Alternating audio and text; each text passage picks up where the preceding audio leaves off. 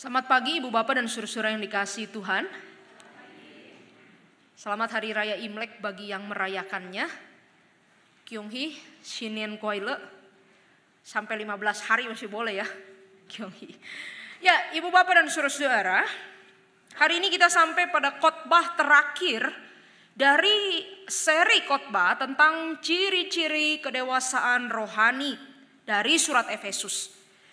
Di dalam 5 minggu ke belakang, kalau Anda mengikuti dengan setia pembelajaran kita di dalam khotbah minggu, kita sudah belajar bahwa orang yang dewasa rohani adalah mereka yang mengenal Allah dengan benar, mereka yang menghayati anugerah keselamatan, mereka yang menyatu di dalam Kristus, mereka yang memberi dirinya untuk membangun gereja, membangun tubuh Kristus. Dan mereka yang minggu lalu kita belajar memulai kesaksiannya di dalam rumah tangga, di dalam hubungan suami istri, orang tua dan anak. Dan hari ini kita belajar yang terakhir, orang yang dewasa rohani adalah mereka yang kuat di dalam Tuhan. Mari kita membuka kitab suci dari Efesus pasal 6 ayat 10 sampai 20. Hari ini kita akan bahas soal setan, saudara-saudara ya. Bukan soal sinja tapi soal setan ya. Kita akan membaca bersama-sama Efesus pasal 6 ayat 10 sampai 20. Saya baca ayat 10, saudara-saudara 11. Kita bergantian sampai ayat 20. Sudah ketemu saudara-saudara? Mari kita membaca kitab suci. Efesus pasal 6 ayat 10 sampai 20. Akhirnya hendaklah kamu kuat di dalam Tuhan, di dalam kekuatan kuasa-Nya.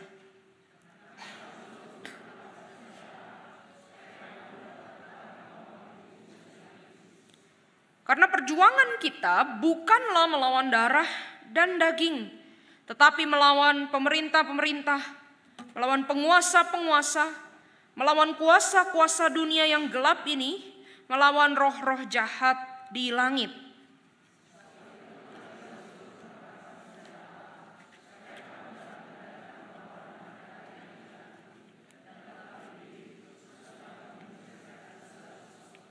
Jadi berdirilah tegap, berikat pinggangkan kebenaran, dan berbaju sirahkan keadilan.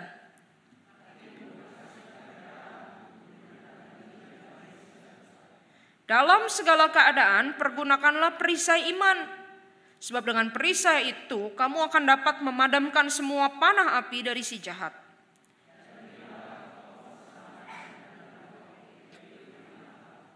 Dengan segala doa dan permohonan, berdoalah setiap waktu di dalam roh, dan berjaga-jagalah di dalam doamu itu dengan permohonan yang tak putus-putusnya untuk semua orang kudus.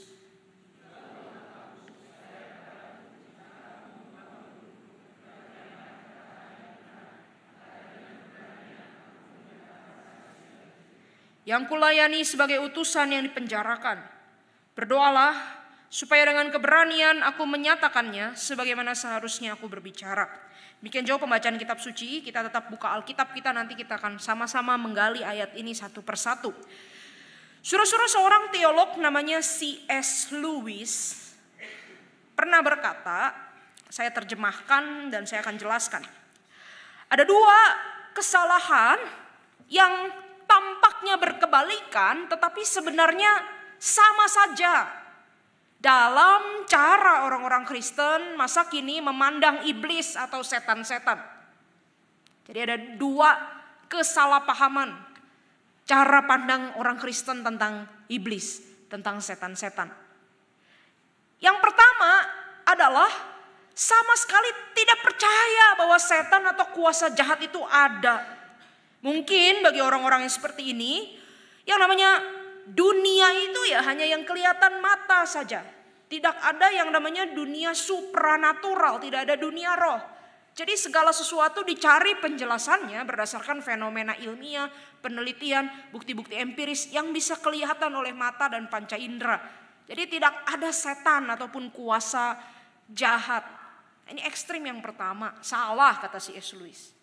Tetapi ekstrim yang kedua seperti kebalikan dengan itu, tapi sebenarnya sama aja, sama-sama salah. itu berpikir apa?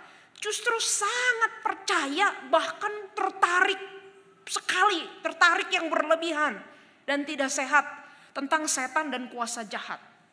Nah ini mungkin orangnya suka nonton film horor ya. Terus suka gitu kalau ngomong yang soal setan-setan gitu suka ya. Jadi suka bahas soal tahayul, cerita iblis, cerita setan yang serem-serem penampakan. Dan segala-gala yang tidak lazim terjadi di dalam sehari-hari itu dikait-kaitkan dengan setan.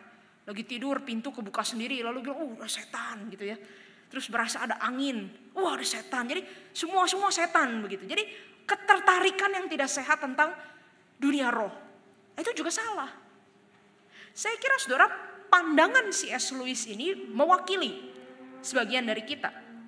Nah, Anda dan saya kira-kira lebih mirip yang mana? Yang pertama apa yang kedua? Nah, saudara, topik tentang iblis, tentang setan, tentang peperangan rohani, itu sebenarnya adalah topik yang banyak dibahas di dalam Alkitab. Alkitab banyak bicara soal iblis, soal setan. Hanya saja di dalam gereja, apalagi gereja Injili, apalagi Reform, lagi ya, kita seperti jarang, gak pernah ngomongin soal setan, soal iblis. Saudara yang gereja di Hosana coba pikir, berapa kali saudara pernah dengar khotbah tentang setan-setan? Saya 6 tahun pelayanan di Hosana, baru kali ini dikasih tema ini, baru kali ini bicara soal setan-setan. Gak tahu saudara pernah gak? Ingat gak? Nah, gereja itu jarang membahas soal ini, soal peperangan rohani. Sehingga kita gak terlalu punya konsep yang jelas begitu ya. Kenapa? Ya mungkin memang karena banyak orang, banyak teolog gak mengerti juga soal setan, soal iblis. Jadi bingung juga mau khotbah apa, gak mengerti begitu, bisa. Atau juga berpikir begini, ngapain bicara soal setan itu? Ajaran tidak terlalu penting, itu bukan doktrin dasar. Mendingan bicara yang lebih penting apa? Alkitab, kristologi, keselamatan. Ngapain ngomongin setan? Ngapain buang waktu? Nah, mungkin kita berpikir begitu. Masalahnya saudara, gereja jarang bahas setan, jarang bahas soal iblis, soal peperangan rohani. Tapi kita hidup di dunia yang di luar sana itu membombardir pikiran kita, visual kita ya, dengan konsep-konsep tentang iblis, tentang setan yang beda jauh dari Alkitab. Contohnya dari mana? Paling gampang, industri perfilman Indonesia. Paling disukai film apa? Film horor. Saudara tahu nggak film apa di Indonesia yang jumlah penontonnya paling banyak sepanjang masa, rekor. Yang sampai hari ini film yang nomor 1 jumlah penontonnya paling banyak. Ada yang mau tebak? Saya sudah kasih petunjuk clue-nya ya, film horor. Apa? Film apa? Apa? Suster Ngesot. Salah, bukan. Zaman dulu itu Suster Ngesot ya. Ada yang tahu? Film dengan jumlah penonton terbanyak di Indonesia. Bukan Agak Lain ya, Agak Lain baru 3 juta. Masih tayang. Pengabdi Setan. Pengabdi Setan nomor 3 terbanyak di Indonesia. Cuman sekitar 6 ribuan yang nonton. Masih salah. Posisi pertama nomor 1 apa? KKN di Desa Penari, saudara. 10.000 orang yang menonton. Ada yang nonton? Ada yang nonton di sini? Anda menyumbang angka, lumayan. Tahun 2023, saudara tahu tahun 2023 film apa yang jumlah penontonnya paling banyak? Tahun 2023. Judulnya Sewudino. Ada yang nonton? Ada ya? David nonton ya? Oh, bagus, emang bagus ya. Kamu nyumbang angka 1 berarti. Kalau tanpa David jadi 405 belakangnya ya. Ada David jadi 6. Nah, saudara, film horor tuh digemari orang-orang. Nah, cuman persoalannya begini. Konsep setan Indonesia itu ya, kalau kita perhatikan dengan teliti, itu modelnya sama, saudara. Setan Indonesia itu apa? Korban yang kasihan sekali dari satu peristiwa yang tragis lalu ingin balas dendam. Modelnya begitu semua. Coba Anda tahu kuntilanak. Kuntilanak itu apa? Kuntilanak itu kan katanya perempuan yang lagi hamil lalu tiba-tiba meninggal ya. Oh pada tahu ya saudara ya. Anaknya gak sempat lahir. Tuyul, Anda tahu tuyul? Tuyul itu apa? Katanya jabang bayi umur 7 bulan digugurkan. Wewe gombel, saudara tahu wewe gombel? Itu apa cerita wewe gombel, tahu? Katanya perempuan yang mati bunuh diri setelah membunuh suaminya karena suaminya selingkuh. Jangan tanya saya tahu semua dari mana ya, gampang banget dari Google ada. Jadi saudara lihat modelnya setan Indonesia ya. Korban yang kasihan sekali karena peristiwa yang tragis selalu ingin balas dendam begitu. Nah celakanya juga masalah yang lain. Di dalam film-film gaib atau setan Indonesia itu kadang ditampilkan setan-setan atau roh-roh jahatnya itu bisa berbuat baik sama manusia. Nah ini celaka sekali. Dulu saya masih kecil, ada sinetron Tuyul dan Mbak Yul, saudara tahu? Tuyulnya baik loh, tolongin orang. Jini oh Jini, saudara tahu? Jin dan Jun, tuh jin. Tapi baik. Membuat kebaikan bagi manusia, nolongin orang. Bahkan di Amerika ada, kita tahu kartun namanya Casper. Casper tuh hantu yang lucu gitu ya. Sudah lihat konsepnya ini ya, konsepnya ya. Setan itu digambarkan sebagai apa? Bisa melakukan kebaikan. Sangat berbeda jauh dari Alkitab. Nah ini celaka sekali. Kenapa? Gereja jarang bahas soal iblis, soal setan. Jadi tidak punya kita konsep yang benar. Tapi dunia itu membombardir kita dengan konsep yang salah. Nah, sehingga itu membuat hidup kita itu sebagai orang Kristen tuh bingung. Ya, saya itu sering kali jemaat itu bertanya gitu. Kalau tentang setan-setan ya, itu masih menjadi satu pertanyaan yang hangat yang diperbicarakan. Nah, saudara, hari ini kita mau lihat ya di bagian yang terakhir dari surat Efesus, Paulus itu bicara soal peperangan rohani. Ya, soal ada realitas setan, realitas iblis. Ini mungkin topik yang kita jarang bahas. Tapi penting dan perlu saudara untuk kita tahu pemahaman yang benar. Sebenarnya harus bagaimana kita menyikapi hidup ini di tengah-tengah realitas peperangan rohani. Dan bagaimana kita menjadi kuat di dalam Tuhan, menjadi dewasa secara rohani. Saudara, sepanjang pembelajaran kita di dalam surat Efesus, kita sudah tahu bahwa surat Efesus itu dibagi jadi 2 bagian besar. Pasal 1 sampai 3 itu adalah doktrin apa artinya hidup di dalam Kristus.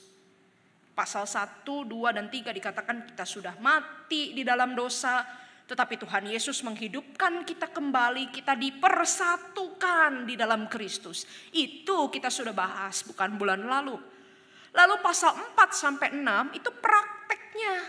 Kalau kamu sudah hidup di dalam Kristus, oke, sekarang harus bagaimana menjalani hidup. Pasal 4, berilah dirimu melayani di dalam tubuh Kristus. Kenakan manusia baru, hidup sebagai anak-anak terang di dalam kekudusan. Lalu minggu lalu kita belajar, orang yang hidup di dalam Kristus itu harus seperti apa? Rumah tangganya itu dibangun di dalam Tuhan. Nah, menariknya di bagian terakhir dari semua surat ini, Paulus bicara soal peperangan rohani. Nah, ini berarti apa saudara-saudara? Ini berarti adalah isu peperangan rohani ini penting dan berhubungan dengan semua yang sudah dibahas sebelumnya. Berhubungan dengan doktrin, berhubungan dengan praktek kita. Nah, saudara, di sini kita mau lihat 2 hal yang besar yang hari ini saya mau ajak saudara pikirkan. Yang pertama adalah bagaimana Paulus itu mau menunjukkan kepada kita dan kita perlu sadari betul bahwa peperangan rohani itu adalah sesuatu yang nyata, real, dan kita hadapi setiap hari. Ya, peperangan rohani bukan cerita di film-film, tapi ini betul-betul kita hadapi setiap hari.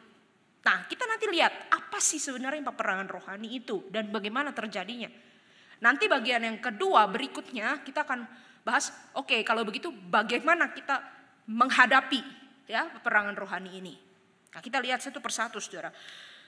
Saudara, di bagian yang pertama ini, Paulus menekankan bahwa peperangan rohani itu adalah sesuatu yang nyata, betul-betul terjadi di dalam hidup kita setiap hari. Ya, mari lihat lagi ayat 10 sampai 12 dari teks yang tadi kita baca ya. Pasal 6 Efesus ayat 10 sampai 12. Saya bacakan. Akhirnya hendaklah kamu kuat di dalam Tuhan, di dalam kekuatan kuasa-Nya.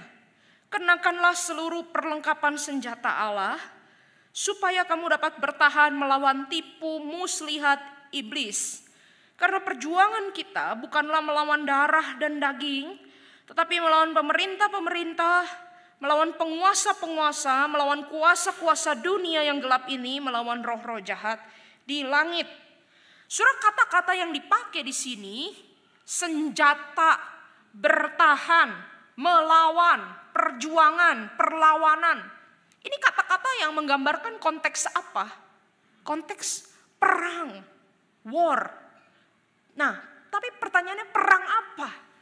Tentu yang dimaksud bukan perang Troya, bukan juga perang dunia, bukan perang Israel lawan Palestina, apalagi perang stiker di WhatsApp saudara, bukan. Tetapi perang yang dimaksud di sini itu adalah perang yang dihadapi anak-anak Tuhan melawan musuh yang tidak kelihatan. Perang melawan musuh yang tidak kelihatan. Apa musuh yang tidak kelihatan? Iblis, kuasa jahat. Nah, cuman masalahnya saudara perlu perhatikan ini. Musuh orang Kristen itu tidak kelihatan. Iblis tidak kelihatan. Tetapi dia bisa memakai segala cara yang kelihatan di dalam hidup kita. Memakai segala hal yang kelihatan di dalam hidup kita. Untuk apa? Untuk menyerang kita, melemahkan kita. Untuk merusak hidup anak-anak Tuhan. Sekali lagi saya ulangi ya. Musuh yang kita hadapi itu adalah iblis yang tidak kelihatan. Tapi masalahnya iblis itu menggunakan berbagai cara yang kelihatan untuk melemahkan kita. Nah, ini artinya apa, saudara? Artinya bahwa peperangan rohani itu bukan sesuatu yang kita bisa anggap enteng, bukan sesuatu main-main. Sepertinya musuhnya nggak ada ya, nggak kelihatan. Tapi dia memakai segala hal di dalam hidup kita yang kelihatan untuk menyerang, melemahkan kita. Jadi peperangan rohani bisa terjadi dalam aspek apapun, dalam hal apapun dalam hidup kita setiap hari. Kalau kita pelajari surat Efesus dengan cermat, nanti kita lihat sebenarnya dari awal sudah banyak tanda-tanda petunjuk yang Paulus omong tentang peperangan rohani ini. Saudara, saya mau ajak kita merenungkan bahwa ternyata peperangan rohani itu terjadi di dalam hidup orang percaya setidaknya dalam 4 lapisan. Dalam 4 lapisan. Ya, saudara kemarin Sincia, saudara makan kue lapis ya. Saudara bayangin aja, peperangan rohani itu ada 4 lapis. Tapi saya gambar pakai ini ya, pakai lingkaran supaya gampang ya. Wah, ini agak berantakan sedikit tapi nggak apa-apa. Semoga saudara lebih mudah mengikuti ya. Saudara di dalam lapis yang pertama itu yang paling dalam ya. Lapis yang pertama, peperangan rohani itu terjadi di dalam dimensi personal atau spiritual. Ini adalah cara kerja iblis yang menyerang hubungan pribadi kita dengan Tuhan. Menyerang kerohanian kita, menyerang iman kita, menyerang kesalehan hidup kita, membuat kita jauh dari Tuhan, membuat kita tergelincir dalam dosa, bahkan membuat kita hidup di dalam dosa. Nah, ini bisa muncul misalnya di dalam bentuk keterlibatan iblis dalam penderitaan. Misalnya yang dialami Ayub. Iblis itu terlibat dalam penderitaan dia. Atau keterlibatan iblis dalam kejatuhan kita di dalam dosa. Seperti yang dialami Adam dan Hawa. Nah, di sini tentu saja saudara, kita bukan bermaksud berkata bahwa kalau kita jatuh dalam dosa itu semua gara-gara iblis ya. Saya marah, kenapa? Saya gara-gara iblis ya. Saya misalnya tidak bisa menahan diri dari belanja ya, boros gitu ya. Itu karena iblis. Enggak, saudara, enggak bisa begitu. Setiap kali kita jatuh di dalam dosa itu kita punya pilihan dan keputusan yang lahir dari kehendak bebas kita. Nah, tetapi Efesus pasal 2 ayat 1-2 itu juga berkata begini. Kamu dahulu sudah mati karena pelanggaran-pelanggaran dan dosa-dosamu. Kamu hidup di dalamnya karena kamu mengikuti jalan dunia ini. kamu mentaati penguasa kerajaan angkasa, yaitu roh yang sekarang sedang bekerja di antara orang-orang yang tidak taat. Artinya apa? Artinya bahwa iblis atau roh jahat itu punya andil peran untuk membuat kita jatuh dalam dosa. Dan itu memang yang iblis mau. Setiap hari dia ingin kita jatuh dalam dosa. Dia ingin kita menikmati dosa. Iblis ingin kita jauh dari Tuhan. Tidak hidup suci. Nah, poinnya di sini apa? Iblis ingin merusak hubungan kita dengan Tuhan. Nah, saudara, contohnya bagaimana? Contohnya begini. Iblis itu bisa mengelabui kita dengan banyak kebohongan agar kita tidak percaya firman Tuhan. Agar kita meragukan kasih Tuhan. Misalnya, kita bisa dikasih pikiran-pikiran intimidasi. Bahwa saya ini orang yang paling susah di dunia. Saya ini tidak bisa apa-apa. Saya produk gagal. Saya paling menderita. Tuhan tidak peduli pada saya.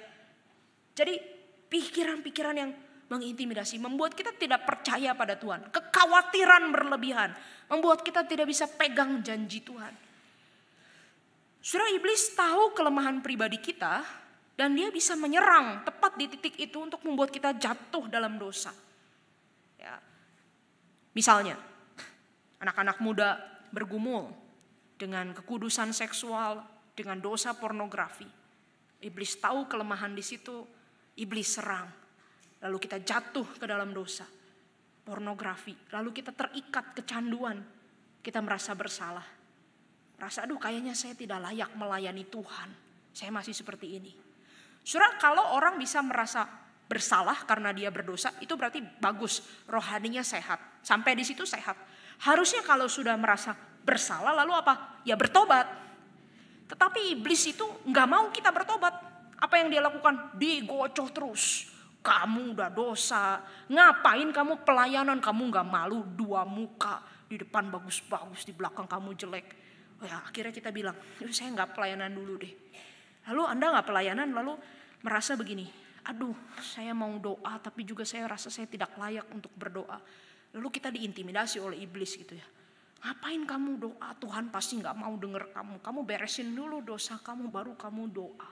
Akhirnya kita jadi nggak doa. Nggak doa, nggak saat teduh. Nggak melayani, nggak ke gereja. Udah lama. Nanti udah lama Anda mau masuk lagi ke dalam gereja, Anda rasa kayak, aduh saya kayaknya udah lama nanti diomongin orang kalau saya masuk gitu ya. Nah, jadinya kita rasa makin lama makin jauh dari persekutuan dengan Tuhan. Gak berdoa, gak baca Alkitab, gak saat teduh, gak melayani. Makin jauh dari Tuhan, iblis bilang, yes, kena. Itu tujuan saya dari awal. Surah iblis mengintimidasi kita dengan rasa malu, rasa takut, rasa bersalah. Tapi di sisi lain juga iblis bisa membutakan mata kita dengan berbagai hal yang kelihatan rohani. Kita bisa dibuat seperti seolah-olah saya udah tahu semua Alkitab, tahu semua teologi. Sampai sepertinya kayak, wah khotbah di gereja jelek, saya nggak dapat apa-apa. Saya udah tahu semua lebih banyak. Anda merasa benar sendiri. Atau Anda merasa Anda tuh kiprah kita paling banyak di pelayanan. Jadi kita rasa, wah kalau saya nggak bantu, wah gereja ini pasti susah, kacau tuh. Saya bantu baru berhasil, kalau nggak akan jadi apa-apa. Iblis menggoda Anda dengan kesombongan rohani. Orang yang begitu pasti lama-lama dia rasa pelayanan jadi beban. Gak punya lagi waktu untuk Tuhan. Jauh dari Tuhan, yes, iblis senang. Dan orang begitu pasti melukai sesamanya. Saudara, iblis juga tahu kalau dalam hidup ini misalnya ada hal-hal yang belum kita bereskan waktu kita terima Yesus. Misalnya kepercayaan leluhur, ya, ikatan dengan kuasa kegelapan di masa lalu, atau bahkan luka batin, trauma-trauma tertentu. Kalau kita belum lepaskan pengampunan dan bereskan itu, tinggalkan semua ikatan-ikatan dengan kuasa kegelapan, itu bisa dipakai iblis, diserang untuk menghambat pertumbuhan rohani kita. Nah, ini adalah peperangan rohani lapis pertama. Area rohani, area spiritual, area personal. Iblis ingin menyerang supaya kita lemah iman, jauh dari Tuhan. Lapis yang kedua, saudara, peperangan rohani itu terjadi di dalam dimensi sosial atau relasional atau hubungan dengan sesama. Ya, kalau spiritual itu hubungan dengan Tuhan, kalau relasional itu hubungan dengan sesama. Iblis bisa bekerja menghancurkan anak-anak Tuhan melalui apa? Melalui relasi-relasi yang dihancurkan, konflik-konflik di dalam hubungan-hubungan. Di dalam pasal 2 dari surat Efesus, kita sudah belajar, setidaknya kita tahu bahwa gereja Efesus itu terdiri dari 2 macam kelompok. Satu suku Yahudi, satu suku non-Yahudi. Nah, ini sama seperti kita di Hosana ya, ada suku Chinese, ada non-Chinese, ada suku Batak, ada non-Batak, ada suku Jawa, ada non-Jawa. Jadi banyak suku begitu, ya. Nah, kemudian juga gereja di Efesus dari pasal 4 kita tahu bahwa jemaatnya punya karunia yang berbeda-beda. Nah, ini jadi jemaatnya penuh dengan keragaman, rasnya, etnis, budayanya beragam, karunianya beragam, kemampuannya beragam. Sebenarnya kalau jemaat beragam begini, itu bisa memberi benefit, keuntungan bagi gereja. Tapi juga memberi potensi bahaya yang sangat besar. Apa saudara? Perpecahan, konflik. Nah ini iblis bisa menyerang relasi-relasi kita dengan apa? Dengan ego, dengan perselisihan, pertengkaran, konflik yang nantinya berujung perpecahan. Nah, iblis itu senang kalau kita merasa orang itu musuh saya. Padahal firman Tuhan katakan kita ini satu tubuh di dalam Kristus. Jadi iblis itu bekerja memecah belah tubuh Kristus. Di dalam pasal 4 ada banyak sekali hal-hal di dalam relasi yang bisa digunakan oleh iblis untuk menyerang kita. Yang kita bisa dibutakan dengan ego yang sangat kuat, misalnya kesulitan mengendalikan diri, dusta, pasal 4 catat itu, kemarahan, pencurian atau penipuan, ya. Kata-kata kotor atau kata-kata kasar, lalu pasal 4 ayat 31, kepahitan, kegeraman, kemarahan, kegaduhan, fitnah, percabulan, pasal 5, keserakahan, pergaulan yang buruk. Iblis itu senang menebarkan kebencian dan memecah tubuh Kristus. Bahkan saya kira tidak berlebihan kalau kita katakan bahwa iblis itu menyerang umat Allah lewat apa? Lewat rumah tangga. Ya, dalam hal rumah tangga. Makanya kita belajar minggu lalu ya. Susah, ada kalanya istri susah tunduk kepada suami. Suami tidak bisa mengasihi istri, hanya pikirkan kepentingan diri sendiri. Rumah tangga ada celah, lalu terjadi affair, keinginan untuk berpisah. Sepertinya orang itu dia musuh kita, jadi kita malah saling menyakiti, bukan melawan iblis sama-sama, tapi kita saling melawan begitu.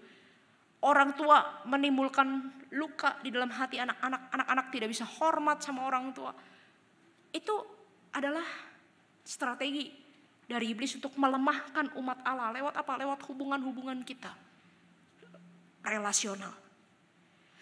Sudah di dalam lapis yang ketiga, itu peperangan rohani juga terjadi di dalam unsur budaya, aspek budaya ya, atau kultural. Jadi maksudnya apa? Maksudnya adalah iblis itu bisa bekerja untuk menyuburkan penyembahan berhala atau membuat semangat zaman, idealisme budaya yang kita hidupi semakin lama semakin jauh dari firman Tuhan. Nah, kalau di dalam Efesus pasal 2 ayat 12 tadi iblis itu dibilang penguasa kerajaan angkasa. Maksudnya dia ya bekerja di dalam sfer ini ya, di dalam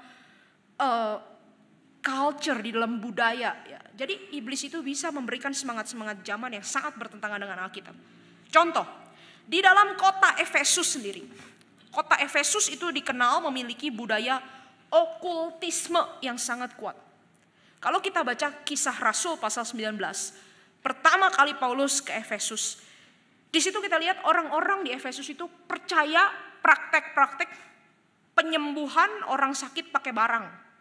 Itu sapu tangannya Paulus, direbut-rebutin, katanya bisa dipegang nyembuhin orang. Itu kayak zaman dulu di Jawa ya. Ada yang batu itu ya, bisa sembuhin orang sampai antri ya. Itu masih ingat gak cerita itu ibu bapak ya. Jadi orang Efesus itu percaya yang begitu. Pegang apa nanti bisa sembuh. Lalu orang-orang orang-orang di Efesus juga percaya dengan perdukunan, tenung, sihir. Maka kita tahu di dalam Kisah Rasul 19 itu ada kerusuhan, kisah anak-anak Skewa. Jadi begitu orang-orang yang suka ikut sihir, percaya Tuhan, kan kitab-kitab sihirnya dibakar, pada marah semua begitu. Nah jadi kita lihat kota Efesus itu terbiasa dengan yang begitu, kitab-kitab sihir, dukun, magic begitu ya. Mereka juga membangun banyak sekali kuil penyembahan berhala, dan salah satu dewi yang paling ngetop di sana namanya Dewi Artemis. Itu adalah dewi cinta dan kesuburan. Kuil Dewi Artemis bukan hanya untuk ibadah tapi untuk berdagang. Bisnis paling kenceng di Efesus, paling banyak cuan itu apa? Jual beli patung untuk penyembahan berhala. Saudara, jadi kita lihat di sini. Iblis itu bisa membentuk budaya sedemikian rupa untuk menggeser kita makin lama makin jauh dari kebenaran. Nah, kalau hari ini kita bilang, itu kan zaman dulu, klinik-klinik begitu ya. Zaman sekarang mana ada? Ada saudara, ada banyak cara iblis bekerja di dalam sistem budaya. Ada di daerah-daerah tertentu di Indonesia yang masih sangat kental dengan kepercayaan-kepercayaan begini, nenek moyang. Ya. Lalu ada tradisi-tradisi yang bertentangan dengan firman Tuhan. Ada daerah-daerah yang masih pakai jimat, ya, dikasih pegangan benda-benda tertentu, peninggalan leluhur, menyembah pohon, menyembah benda-benda keramat, ya, seperti percaya juga primbon, ya, orang pinter, masih banyak saudara. Kalau kita bilang, itu kan primitif, ya kita di kota sudah lebih educated lah, udah terdidik, kita nggak percaya yang begitu. Oke, ada bentuk yang lebih modern dari yang begitu. Saudara tahu apa? Zodiak misalnya, Feng Shui, ya, tarot. Nah, anak muda itu suka tanya sama saya, boleh nggak main tarot? Nah, saudara, kemarin Imlek ya, ada sepupu jauh, saya kumpul dengan keluarga di Jakarta. Sepupu jauh saya datang. Dulu diceritakan berdasarkan cerita orang-orang. Jadi orang tuanya dari sepupu jauh saya ini bisa punya kitab gede banget, tebel ya. Isinya itu tulisan Cina semua. Untuk apa? Untuk ngitung. Ngitung misalnya saya tanggal lahirnya tanggal berapa, jam berapa lahirnya. Nanti dicocokin. Unsur diri saya apa misalnya gitu ya. Naga kayu nanti cocok dengan apa. Lalu tanggal baik, tanggal buruk gitu, dihitung-hitung begitu. Nah kemarin sepupu saya ini datang, tapi dia bilang begini, kalau mama saya dulu kan pakai buku ya, tebel-tebel ya. Sekarang kita nggak usah pakai buku katanya. Udah kuno buku. Jadi pakai apa? Aplikasi katanya. Download aplikasi saudara. Dia download aplikasi. Lalu kita yang kumpul tuh di rumah saudara-saudara, dia bilang, ayo dihitung. Jadi masukin ke aplikasi tanggal lahir, jam lahir, nama lengkap gitu ya. Terus nanti ada dibaca sama dia gitu. Cocoknya tanggal berapa begini-begini. Saya sampai ditanya loh sama dia, kamu mau dilihatin gak hari baik? Dalam hati saya, waduh hamba Tuhan, saya ditanya orang hari baik bagaimana ini. Tapi suruh pahami maksudnya ya. Iblis tuh bekerja lewat culture yang seperti begini, budaya. Untuk apa? Makin lama makin menjauhkan kita dari firman Tuhan. Kalau kita bilang, saya gak percaya yang begitu. Itu semua musyrik misalnya ya, kalau kita pakai bahasa tetangga sebelah. Saya gak percaya, sio, zodiak, apa itu semua tidak ilmiah. Ada gak yang lebih modern lagi? Semangat zaman yang bertentangan dengan firman Tuhan. Banyak saudara. Iblis bisa menyerang kita dengan apa? Dengan semangat-semangat yang lain. Individualisme, yang penting saya, semua orang lain gak penting. Materialisme, yang penting duit, yang penting sukses, yang penting jumlah yang banyak. Konsumerisme, hedonisme, yang penting saya senang, hidup hanya sekali. Pluralisme agama, semua agama baik, semua agama benar.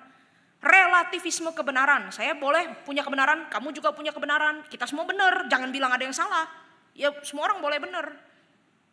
Saudara lihat, itu semangat-semangat isme-isme zaman yang beda dengan firman Tuhan. Nah kita ada peperangan rohani di level budaya ini. Level culture yang kita hadapi. Dan yang terakhir, yang keempat, tadi jemaat di KU1 mungkin agak sedikit kaget, tapi Anda di KU2 sudah baca ini. Saudara, peperangan rohani bisa terjadi juga di level struktural atau di level politis. Maksudnya apa? Iblis bisa pakai orang-orang yang jahat untuk berkuasa dan menindas umat manusia. Iblis bisa pakai penguasa-penguasa yang lalim untuk memikirkan kepentingan dirinya sendiri dan menindas keadilan, menindas kesejahteraan. Saya tidak kampanye karena kita sudah masa tenang. Tapi saya yakin sudah ngerti maksud saya. Dan ini bukan ada-adaan di zaman sekarang. Tetapi sejak zaman Alkitab kita lihat, iblis bisa pakai penguasa-penguasa yang jahat untuk menindas umat Allah. Contoh, Firaun. Dipakai oleh iblis, dikeraskan hatinya untuk menindas umat Allah di Mesir. Memperbudak umat Allah di Mesir. Herodes pada zaman Tuhan Yesus lahir. Dikeraskan hatinya saking begitu takut kehilangan kuasa. Membunuh anak-anak bayi usia 2 tahun ke bawah. Bahkan tentara Romawi di zaman kekristenan mula-mula. Saudara perlu ingat, Paulus katakan dia tulis surat Efesus ini ayat 20. Di mana? Di penjara sebagai tawanan. Dia masuk penjara, dia jadi korban politik. Kenapa? Karena memberitakan Injil. Saudara, iblis bisa bekerja di dalam level struktural seperti ini. Mengganggu pemberitaan Injil, mempersulit misi Allah dikerjakan.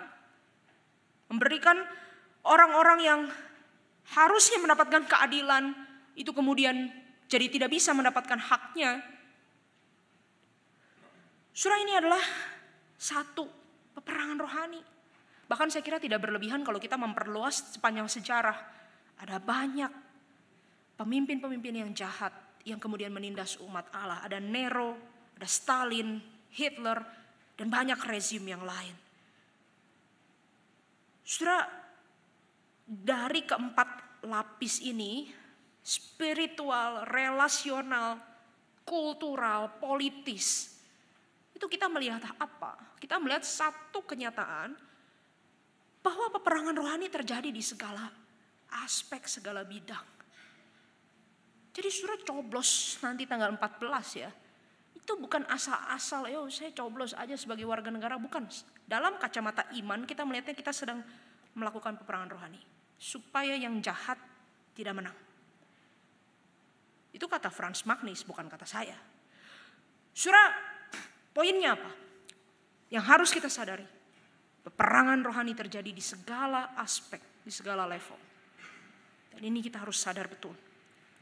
Tetapi realita ini tentu saja bukan berarti dimaksudkan untuk melemahkan kita ya, atau membuat kita jadi takut. Tapi justru untuk mendorong kita bisa bertumbuh di dalam kekuatan, di dalam kedewasaan rohani. Ya, kalau kita tahu peperangan rohani itu ada di semua segi. Oke, sekarang bagaimana kita menghadapinya? Mungkin slide-nya bisa dimatikan saja, sudah selesai slide saya. Saudara, kita akan melihatnya ini di ayat 10, saudara. Mari kita lihat ayat 10, saudara. Di ayat 10 Paulus katakan begini. Akhirnya hendaklah kamu kuat di dalam Tuhan, di dalam kekuatan kuasa-Nya. Nah, di sini kita lihat kalau sepintas kita lihat kita diminta untuk kuat di dalam Tuhan. Nah, tapi saudara, menariknya begini. Meskipun kata kuat di dalam Tuhan itu adalah kata perintah ya, hendaklah kamu kuat di dalam Tuhan. Meskipun itu kata perintah, tetapi ternyata sifat katanya itu pasif. Pasif. Jadi maksudnya apa? Maksudnya begini. Kalau kita terjemahkan, ayo kamu jadilah kuat di dalam Tuhan. Atau kuatkanlah dirimu di dalam Tuhan. Kamu harus kuat menguatkan dirimu sendiri di dalam Tuhan. Kalau kita terjemahkan begitu, itu salah. Terjemahannya salah. Bukan begitu. Itu aktif. Berarti kita yang melakukan, kita yang menguatkan diri kita. Nah, itu keliru. Nah, terjemahannya di sini itu pasif, itu harusnya bagaimana? Harusnya begini. Dikuatkanlah kiranya engkau di dalam Tuhan. Dikuatkanlah engkau di dalam Tuhan. Jadi maksudnya apa? Ini beda sekali signifikansinya, saudara. Beda sekali. Kalau kata aktif ya, hendaklah kamu kuat di dalam Tuhan. Kuatkanlah dirimu, jadilah kuat. Itu kita mengimplikasikan, oh saya harus usaha supaya saya kuat. Lalu kita menafsirkan usahanya bagaimana? Ya baca Alkitab, berdoa, disiplin rohani, hidup suci. Berjuang, kitanya berjuang untuk kuat. Tapi ternyata bagian ini enggak bicara begitu. Ada bagian Alkitab di tempat lain, di ayat-ayat lain yang bicara bahwa kita harus memperjuangkan kesalehan, disiplin rohani. Ada contohnya Efesus 4 misalnya, itu jelas sekali.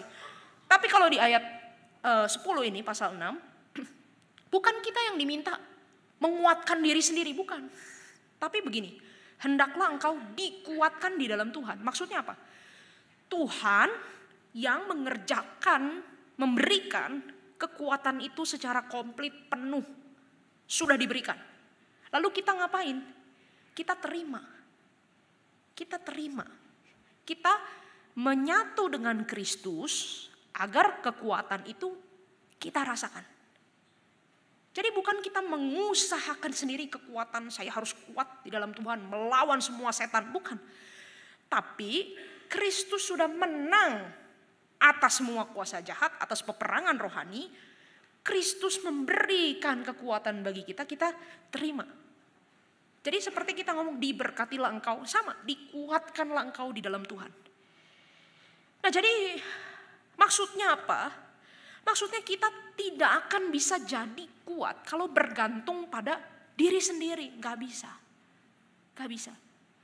Hanya dengan menyerahkan diri kita kepada Kristus, kita menerima kekuatan Kristus, dan kita mampu menghadapi segala macam tantangan dan tekanan di dalam hidup ini. Hanya menerima Kristus sepenuhnya, bersatu dengan Kristus, maka kita akan kuat dan mampu menghadapi tantangan dunia ini. Saudara, teologi ini penting. Allah berperang bagi kita di dalam Kristus. Dan kita menerima kemenangan, kita ambil bagian dalam kemenangan. Dan itu muncul di sepanjang bagian Alkitab yang lain. Kalau Anda baca perjanjian lama dengan tekun, itu ada banyak kata-kata Allah yang ngomong ya, aku akan berperang bagi engkau. Allah yang memberi kemenangan, itu banyak. Misalnya perang Tuhan Allah melawan Firaun. Ya, pada waktu bangsa Israel keluar dari Mesir. Di dalam Keluaran pasal 13. Tuhan Allah bilang, aku akan melakukan peperangan ini dan kamu akan diam saja. Lalu misalnya kalau kita baca kitab Yosua, Hakim-Hakim, dan kitab-kitab sejarah. Ada banyak peperangan bangsa Israel melawan bangsa-bangsa lain yang tidak takut akan Tuhan. Melawan Kanaan, melawan Filistin, melawan Bani Amon, melawan orang-orang Moab. Dan apa yang terjadi di situ? Tuhan yang berperang. Lalu umat ngapain? Bergabung dengan Tuhan, ikut sama batalion Tuhan dan menerima kemenangan yang diberikan. Jadi kita tidak pernah dipanggil untuk berperang sendiri melawan kuasa-kuasa jahat di dalam peperangan rohani ini. Baik itu dalam level spiritual, relasional, budaya, ataupun politik. Kita tidak pernah dipanggil untuk melawan sendiri, enggak pernah. Tetapi untuk apa? Menyatu dengan Kristus dan menerima kemenangannya, menerima kekuatannya. Saudara, jadi jangan berpikir bahwa kalau kita itu bergumul dengan dosa, ya berarti kamu kurang usaha, lebih kuat lagi usaha. Ada bagian yang usaha kita, tetapi poinnya adalah Tuhan Allah sudah memberikan kuasa yang penuh, kemenangan untuk kita. Jadi kita jangan berjuang sendiri seperti orang takut kalah, takut menang, saudara. Seperti nggak pasti. Tapi kita bersatu dengan Tuhan, menghadapi hidup yang sulit ini, kita tahu bahwa saya akan dikuatkan oleh Tuhan. Saudara, tetapi apa kalau begitu artinya kita kemudian tidak ambil sikap apa-apa, diem aja begitu, nggak terlibat, diem aja pokoknya. Udah semuanya kan Tuhan sudah lakukan. Tadi kita tahu ada peperangan rohani, tapi ya udah nggak ada hubungannya sama saya. Enggak juga, enggak begitu juga. Pasal 6 ayat 10 itu menggunakan kata pasif. Hendaklah engkau dikuatkan oleh Tuhan. Tapi pasal 6 ayat 11 itu ada kata aktif. Saya bacakan. Kenakanlah seluruh perlengkapan senjata Allah supaya kamu dapat bertahan melawan tipu muslihat iblis. Lalu ayat 13 sampai 18. Jadi berdirilah tegap, berikat pinggangkan kebenaran dan berbaju sirahkan keadilan. Kakimu berkasutkan kerelaan untuk memberitakan Injil damai sejahtera. Dalam segala keadaan pergunakanlah perisai iman, sebab dengan perisai itu kamu akan dapat memadamkan semua panah api dari si jahat. Dan terimalah ketopong keselamatan dan pedang roh, yaitu firman Allah. Dengan segala doa dan permohonan, Berdoalah setiap waktu di dalam roh, dan berjaga-jagalah di dalam doamu itu dengan permohonan yang tidak putus-putusnya untuk semua orang kudus. Nah, tadi di 6 ayat 10 itu kita dikuatkan oleh Tuhan, tapi di sini kita diminta aktif. Kenakanlah seluruh perlengkapan senjata Allah. Lalu dijelaskan apa saja itu perlengkapannya. Yang menarik adalah, saudara, kata mengenakan, mengenakan yang ada di sini itu sama dengan yang ada di pasal 4 ayat 24. Coba lihat, ada apa sih di pasal 4 ayat 24? Pasal 4 ayat 24, ada apa, saudara? Mengenakan manusia baru. Nah, kata mengenakannya itu sama. Jadi kenakan perlengkapan senjata Allah itu sama artinya dengan kenakan manusia baru. Dan tenses yang dipakai itu adalah sesuatu tindakan yang terus-menerus dilakukan. Jadi kenakanlah terus perlengkapan senjata Allah atau manusia baru. Maksudnya apa? Ini gambarannya begini. Kayak kita kalau pulang rumah, kita ganti baju yang lama, lepaskan yang lama dan pakai baju yang baru. Jadi lepaskan hidup yang lama di dalam dosa, di dalam kedagingan, di dalam hawa nafsu, dan pakai hidup yang baru di dalam Kristus. Nah, perlengkapan senjata Allah yang disebutkan di sini itu adalah nilai-nilai virtues atau kebajikan-kebajikan yang ada di dalam Kristus. Yaitu apa? Ikat pinggang kebenaran. Benar ya, saudara ya? Baju sirah keadilan, kasut kerelaan untuk memberitakan Injil, perisai iman, kemudian ketopong keselamatan, dan pedang roh yaitu firman Allah. Nah, inilah nilai-nilai kebajikan-kebajikan dasar di dalam kekristenan, ya. Kebenaran, keadilan,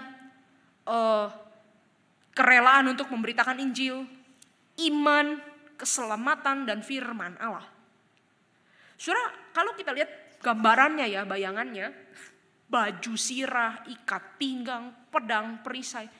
Di dalam bayangan kita itu tentara yang seperti apa? Itu adalah tentara Romawi. Ya, tentara Romawi. Dan memang jemaat di Efesus sangat familiar sekali dengan tentara Romawi. Itu yang mereka lihat setiap hari di jalan-jalan. Tetapi kalau tentara Romawi yang di jalan-jalan, itu kan lambang kejahatan. Lambang kuasa jahat yang menindas umat Allah. Tapi sama Paulus itu dibalik penggunaannya. Justru perlengkapan senjata itu, pakaian tentara itu kita bisa pakai untuk nilai-nilai kebajikan. Kenapa? Bukan tanpa alasan. Karena di perjanjian lama, saudara, di perjanjian lama, ide ini sebenarnya sudah banyak muncul. Di dalam kitab Yesaya, itu Tuhan itu digambarkan punya tutup dada kebenaran. Ya. Lalu dikatakan juga ketopong keselamatan. Jadi Tuhan digambarkan sebagai seorang warrior, sebagai seorang prajurit, begitu ya. Lalu dikatakan di dalam Yesaya 52, berbahagialah orang yang kakinya pakai sepatu pemberitaan Injil. Jadi sebenarnya ide-ide Paulus itu sudah ada di perjanjian lama, dan itu menggambarkan bahwa nilai apa yang dikenal dunia sebagai sesuatu yang jahat, tentara Romawi, ternyata bisa dipakai Tuhan Allah untuk kebaikan. Ya, kita bukan berperang melawan darah dan daging, tetapi kita melawan dengan nilai-nilai kebajikan. Nah, saudara, di sini penting sekali kita melatih diri kita untuk terbiasa dengan nilai-nilai ini, dengan kebenaran, dengan keadilan, dengan iman, dengan firman Tuhan. Kita melatih diri kita. Nah, seperti kita itu sengaja menginstall nilai-nilai kebenaran itu di dalam diri kita dengan pertolongan Roh Kudus. Semuanya sudah Tuhan sediakan, kita menerimanya dan menerapkannya di dalam hidup kita, di dalam latihan setiap hari. Saudara, jadi ada tindakan Allah, kuasa Allah, dan juga partisipasi aktif kita untuk kita bisa menang dalam peperangan rohani ini. Saudara-saudara, pada tahun 1952, ada seorang perenang wanita namanya Florence Chadwick. Dia ingin memecahkan rekor, mengambil satu tantangan untuk berenang sepanjang 26 mil, 42 kilo, ya, menyeberangi Samudra Pasifik. Mungkin nanti Sheba bisa juga lakukan seperti itu ya, anak remaja kita ada atlet renang. Pada hari itu sebenarnya saudara, pada hari dia ambil rekor itu sebenarnya keadaannya Florence Chadwick ini kurang fit, kurang sehat. Tapi dia mau tetap berenang lakukan. Kenapa? Karena dia sudah sering latihan. Fisik dia sudah latihan, renang dia sudah latihan. Jadi dia percaya diri. Saya mau pecahkan rekor ini. Nah, ketika dia mulai berenang, 42 kilo, saudara, itu sepertiga Bandung Jakarta ya. Itu dia berenang didampingi dengan satu kapal di sampingnya itu. Untuk apa? Untuk jaga-jaga. Kalau dia tidak kuat, nanti bisa diangkat. Mamahnya ikut di kapal itu, pingin dampingin. Lalu reporter, semua wartawan meliput. Karena ini kan pencapaian besar nih, rekor perempuan pertama renang 42 kilo. Saudara, dia menguasai sekali karena sudah latihan. Tapi sampai jam ke-15, 15 jam dia berenang. Tiba-tiba sekelilingnya itu gelap. Kabut semua, saudara. Dingin. Dia mulai menggigil kedinginan. Pandangannya nggak kelihatan. Mamanya bilang, udah cukup naik. Tapi dia nggak mau. Sudah latihan, terus berenang. Beberapa jam kemudian, saudara, betul-betul dia udah gak bisa lihat apa-apa, tebal sekali kabut, gak bisa lihat. Akhirnya dia angkat tangan, diangkat ke kapal.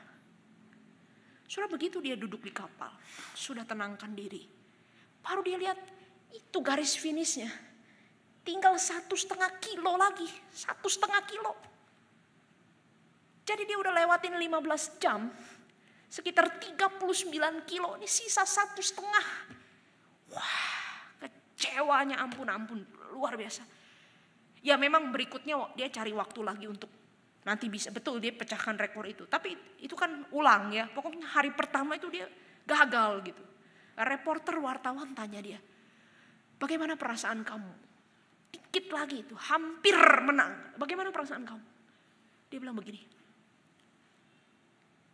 andai saja ada yang kasih tahu saya bahwa saya tinggal sedikit lagi. Andai saja ada yang kasih tahu saya bisa sampai finish, saya akan bertahan. Waktu itu paling berat, dia bilang, bukan kabut, bukan dingin, bukan. Saya sudah latihan. Paling berat itu apa? Saya nggak tahu ini sampai kapan. Saya nggak tahu ini mau kemana. Saya nggak tahu ujungnya.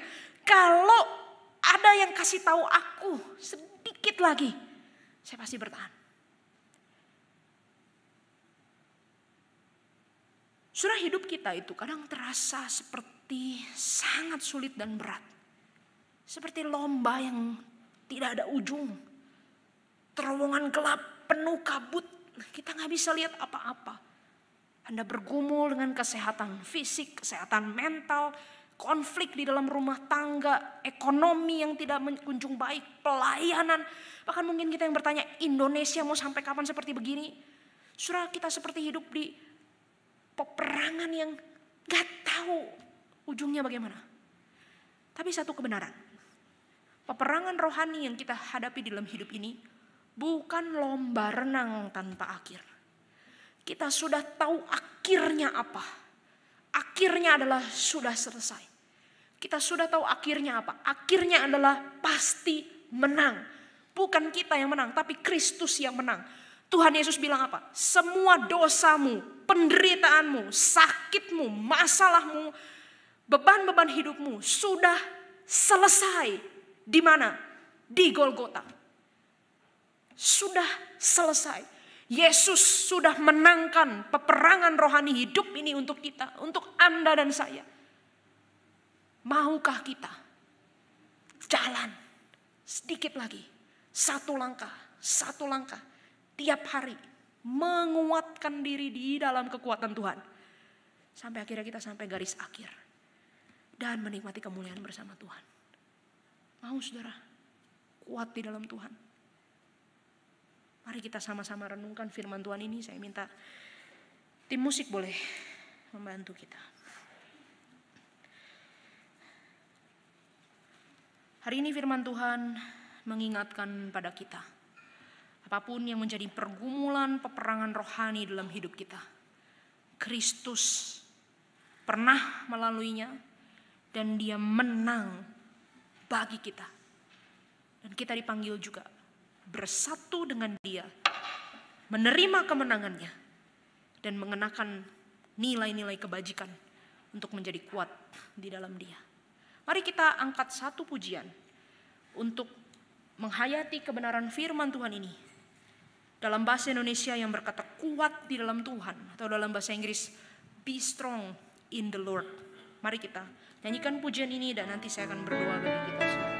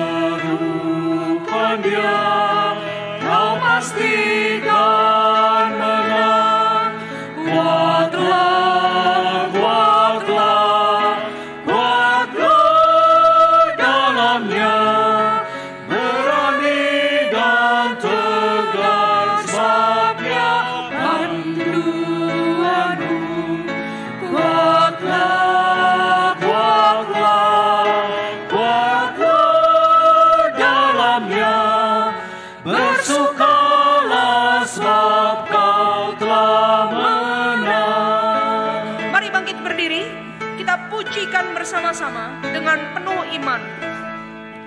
Kenakan semua perlengkapan Tuhan, angkatkan aman di dalam kasih-Nya. Percayalah Dia selalu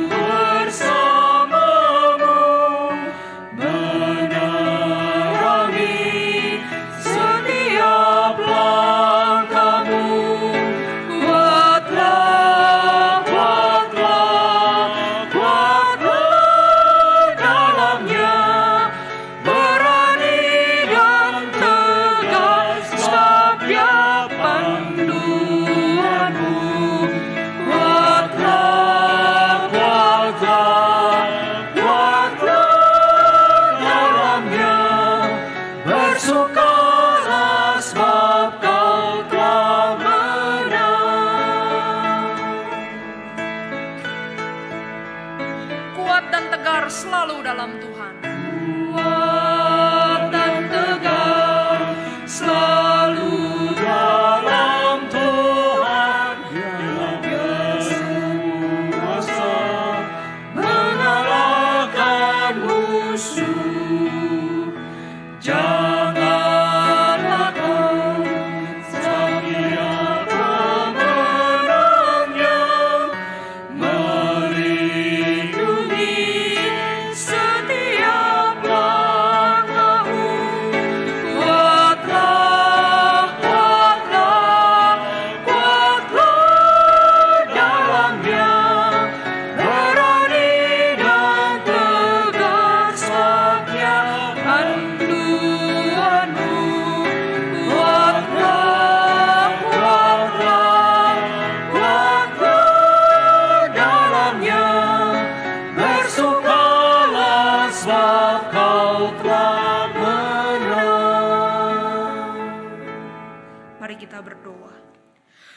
Tuhan, di dalam hidup ini kami seringkali merasa seperti ada di dalam peperangan yang tidak henti-henti.